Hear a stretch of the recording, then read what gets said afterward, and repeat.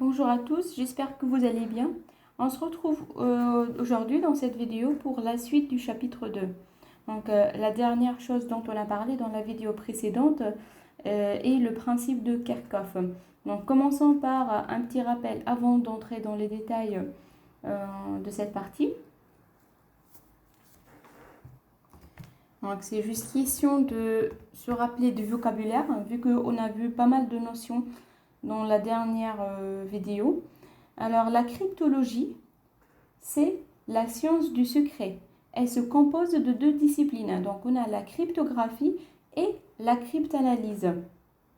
La cryptographie est l'art d'écrire avec une clé. C'est alors l'ensemble des méthodes de protection d'une information lors de sa transmission. Donc dans la cryptographie, on a deux notions très importantes, le chiffrement et le déchiffrement. Donc le chiffrement,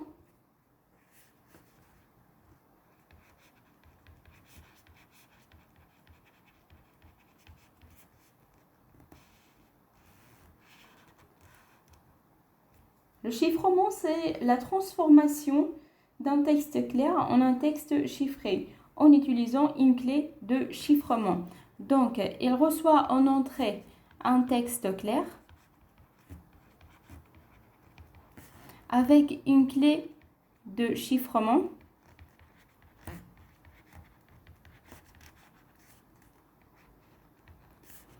et renvoie en sortie un texte chiffré.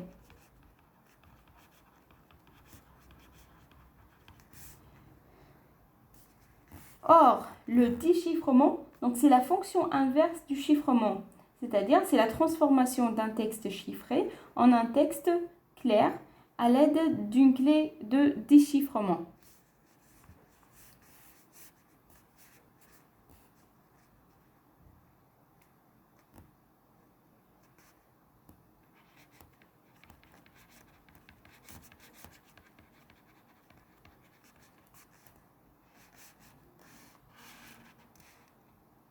Donc, il reçoit en entrée le texte chiffré et la clé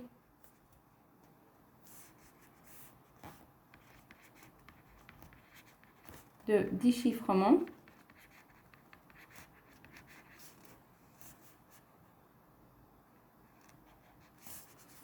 et fournit en sortie le texte original.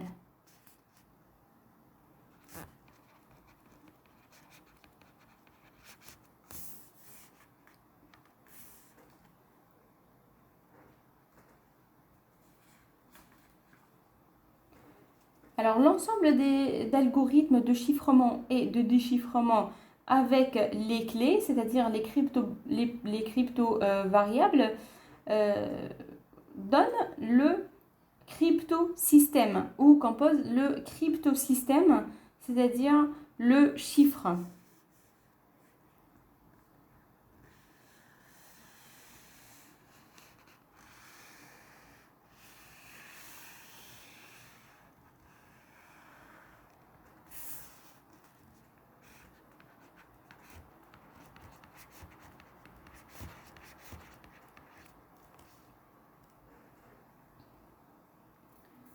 Alors, passons maintenant à la cryptanalyse. Donc, la cryptanalyse, c'est les méthodes utilisées par les attaquants pour analyser les messages chiffrés et casser la protection cryptographique de ces messages. Donc, le but, c'est de retrouver l'information claire sans connaître la clé de déchiffrement.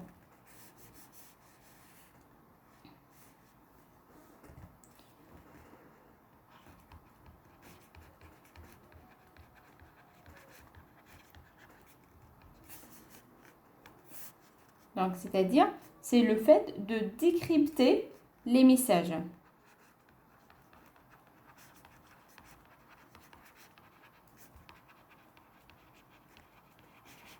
Les messages, bien sûr, chiffrés. Alors, il faut faire la différence ici entre décrypter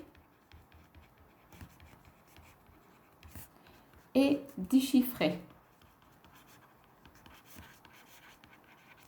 En effet, déchiffrer, c'est le fait de retrouver le texte en clair en utilisant la clé de déchiffrement. Par contre, décrypter, c'est le fait de retrouver le texte en clair, mais sans connaître la clé de déchiffrement. En effet, décrypter, c'est un faux ami de decrypt en anglais.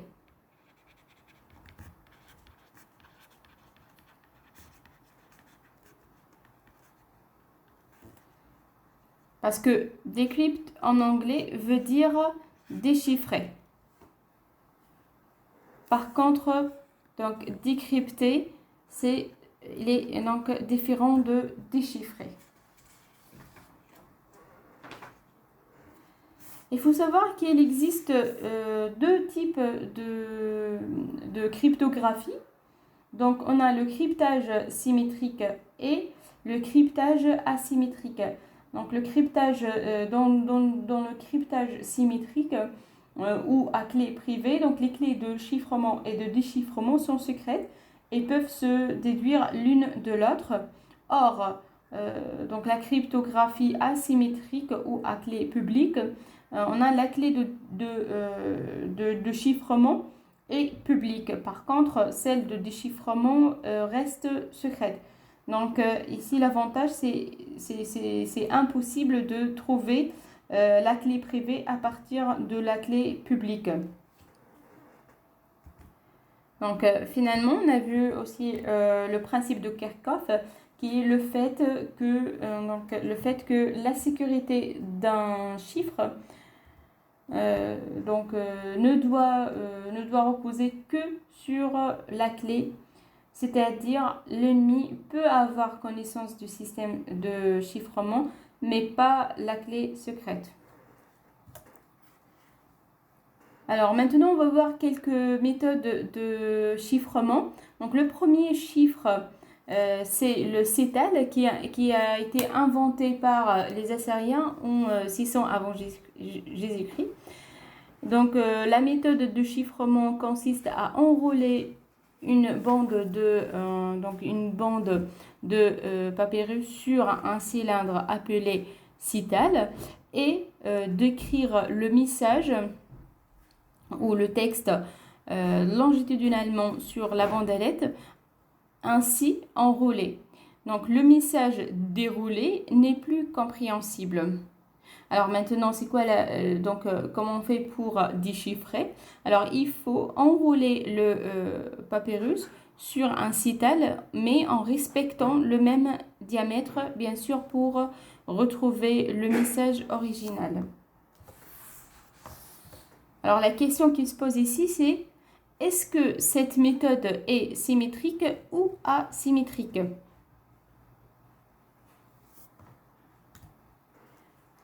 Eh bien, c'est une méthode symétrique à clé, c'est-à-dire à clé secrète. Pourquoi? Parce que les clés de chiffrement et de déchiffrement sont identiques et qu'il s'agit en fait du diamètre du CETAL.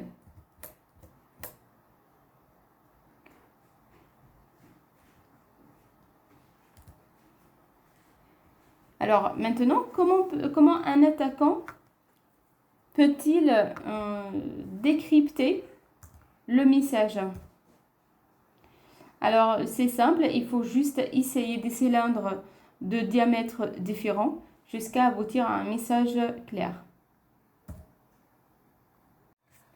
Détaillons maintenant la cryptographie à clé privée. Donc, les clés de chiffrement et de déchiffrement sont secrètes.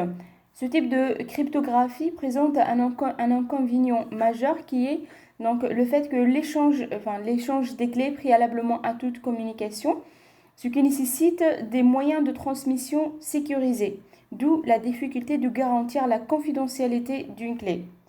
De plus, ce qui complique la sécurité de la transmission, c'est le fait de pouvoir déduire une clé à partir de l'autre.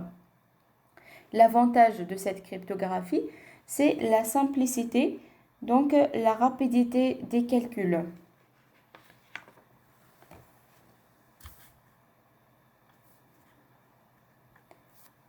Alors, voyons un exemple de cryptographie à clé privée qui est le chiffrement par substitution. Alors, l'idée de ce chiffrement est de remplacer chaque lettre par une autre lettre. Donc, prenons un exemple. Donc, dans ce cas, la clé correspond à un tableau de substitution. Donc, voilà un exemple. Et donc, comme exo, comment le texte clair hibou sera-t-il chiffré?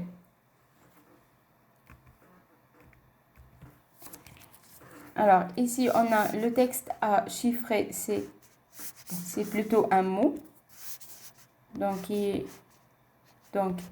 hibou. Alors, ici, on a les lettres. Donc, ça, ce sont les lettres donc, du texte clair. Et là, ce sont les lettres du texte chiffré. Donc, par exemple, ici, on a la lettre H. Donc, on cherche la lettre H. Donc, la lettre H sera remplacée par la lettre V. La lettre I sera remplacée par W. La lettre B par I. La lettre O par A. La lettre U par P. Et la lettre X par S. Donc voilà, donc ça c'est le texte clair. Et ce mot c'est le texte chiffré. Bien sûr, selon ce type de chiffrement. Alors la deuxième question maintenant. Comment le texte chiffré, donc J, V, A, P, L, O, O, L, sera-t-il déchiffré? Donc dans ce cas, on va plutôt utiliser la fonction inverse. Donc on va regarder les lettres donc, de cette côté. Par exemple, la lettre J donc, sera remplacée par C. Donc la lettre V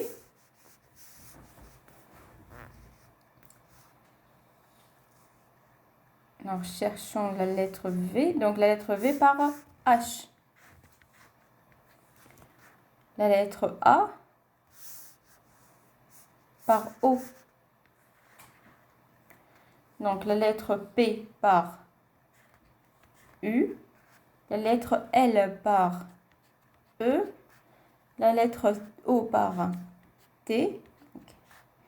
Et donc la lettre L par E.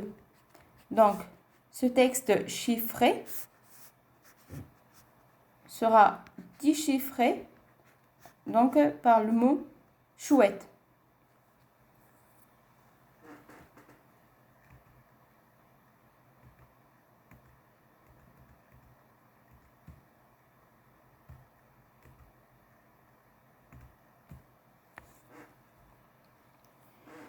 Alors, remarque, la méthode est monoalphabétique, c'est-à-dire une lettre est toujours chiffrée de la même manière.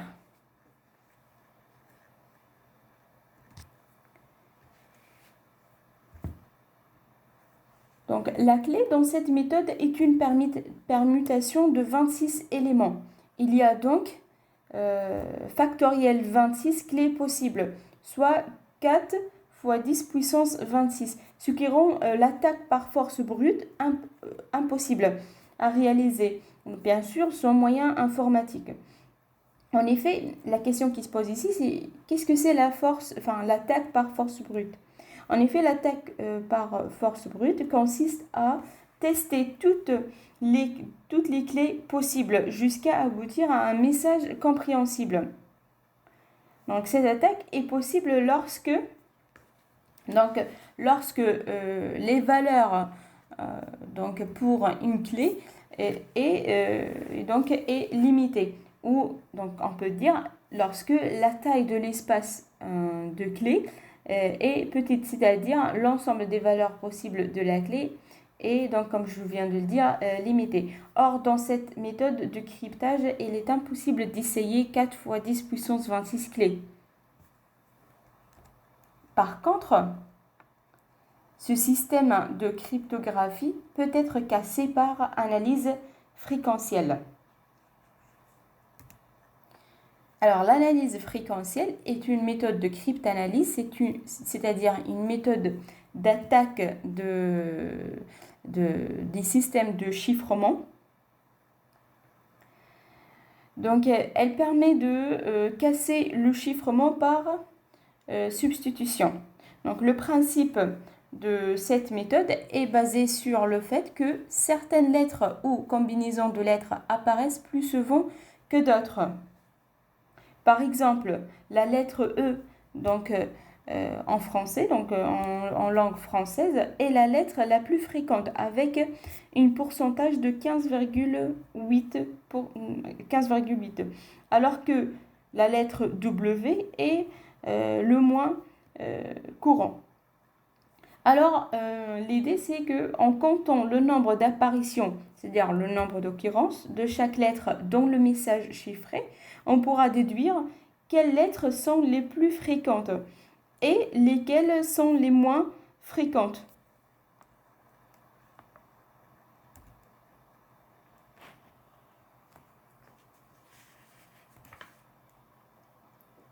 Donc, la lettre apparaissant le plus souvent dans le texte chiffré en français correspond sans doute à la lettre E.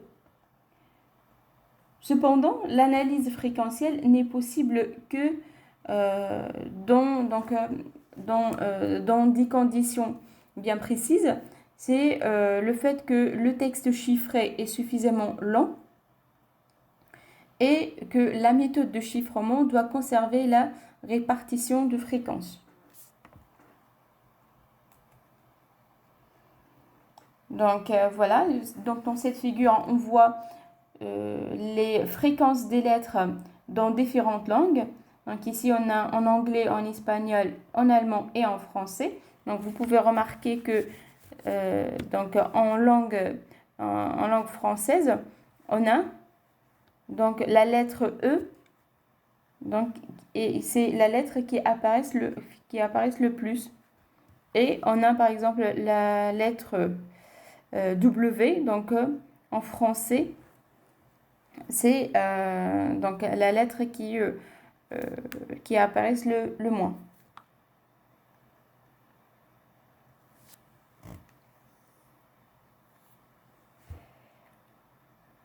Alors, prenons maintenant le chiffrement par décalage, qui est aussi un type de chiffrement à clé privée.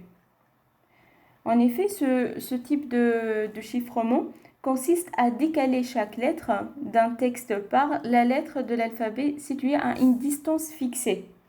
En effet, il s'agit d'un décalage circulaire sur les lettres.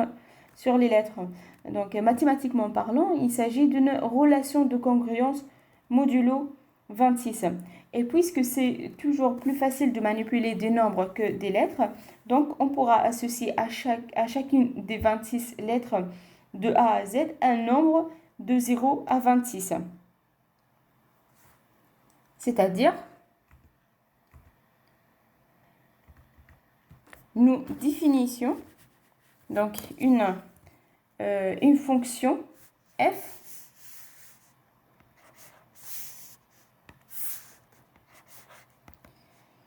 qui va de l'ensemble des lettres de l'alphabet, donc A, B jusqu'à Z, vers donc, les entiers de 0 à 25, et qui à chaque lettre associe un entier. Donc, elle associe donc, l'entier 0 à A, et ainsi de suite. Donc, et pour Z, donc elle associe l'entier 25. Donc, pour le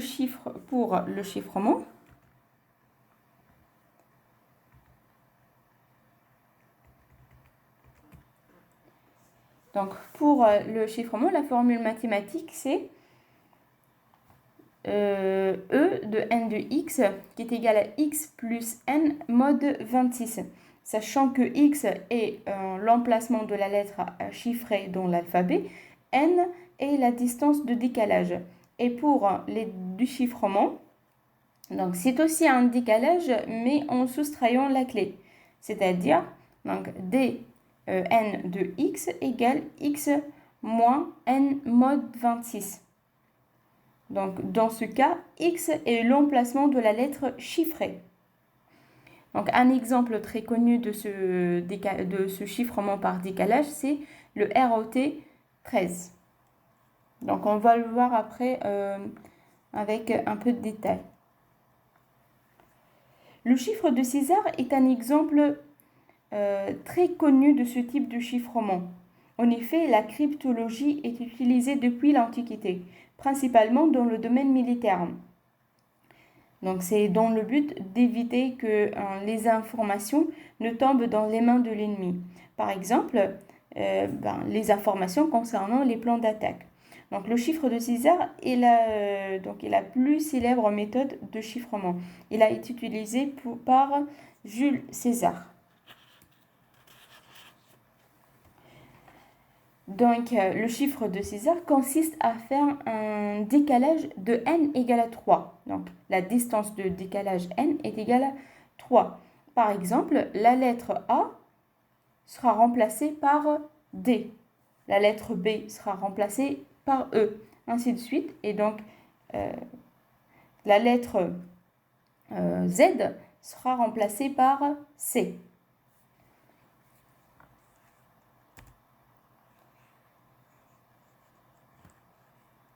Prenons un exemple. Donc, comment est chiffré le texte clair « Bonjour ».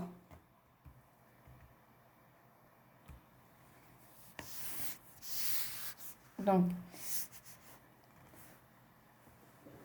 en effet, avant de chercher en fait comment chiffrer le texte clair « Bonjour », le chiffre de César ou encore même un autre type de chiffrement par décalage, puisqu'il correspond à un décalage circulaire, donc c'est la relation de congruence modulo 26, alors on peut représenter l'alphabet sur un anneau. Donc par exemple ici, en noir ou en bleu, je vais écrire les lettres du texte clair. Donc A, B, C, D, E, F, G, H, I, J, K, L, M, N, O, P, Q, R, S, T, U, V, W, X, Y et Z. Donc maintenant, puisque N égale à 3, donc c'est un décalage de 3, alors A donc, sera chiffré par la lettre D, B par la lettre E, F, G,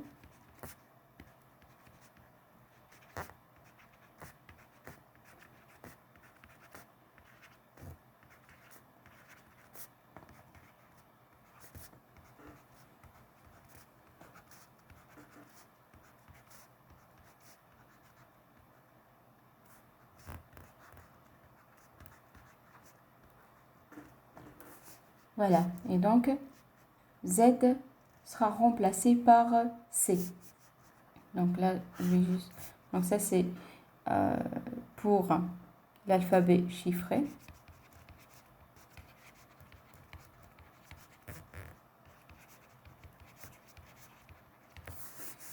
Et en bleu,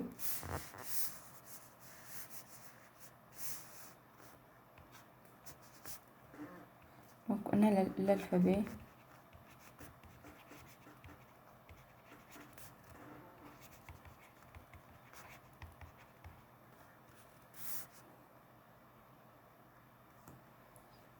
Voilà. Alors, pour chiffrer, donc bonjour. Alors, B sera remplacé par E. La lettre O sera remplacée par R. La lettre N par Q. La lettre J par M. La lettre O par R. La lettre U par X. Et la lettre R par U. Donc, voilà le texte chiffré qui correspond à bonjour.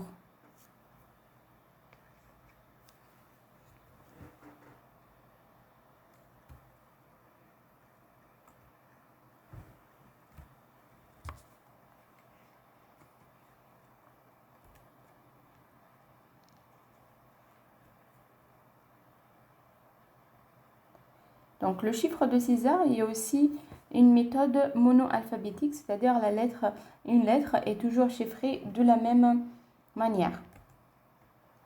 Revenons maintenant à ROT 13. En effet, ce n'est qu'un cas particulier de chiffrement par décalage. Et dans ce cas, on a n. Donc, la distance de décalage vaut 13. Donc, la particularité de ce chiffrement, c'est que si on prend 13, donc la clé de chiffrement, alors la clé de déchiffrement, c'est moins 13. Or, moins 13 égale 13 modulo 26. Alors, la clé de déchiffrement est égale à celle de chiffrement.